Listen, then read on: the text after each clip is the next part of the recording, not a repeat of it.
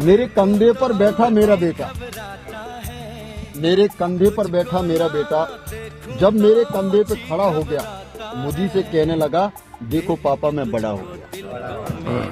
मुझी से कहने लगा, देखो पापा मैं बड़ा हो गया। मैंने कहा, बेटा इस खूबसूरत गलत फहमी में भले ही जकड़े रहना, मगर मेरा हाथ पकड़े रहना।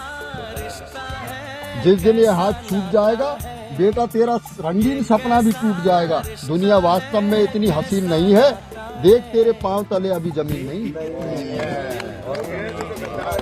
देख तेरे पांव तले जमीन नहीं है। मैं तो बाप हूँ बेटा, बहुत खुश हो जाऊंगा जिस दिन तू वास्तव में मुझसे बड़ा हो जाएगा, मगर बेटे कंधे पे नहीं, मगर बेटे कंधे पर नहीं। जब तू जमीन पे खड़ा हो जाएगा, ये बाप तुझे अपना सब कुछ दे जाएगा और तेरे कंधे पर दुनिया से चला जाएगा।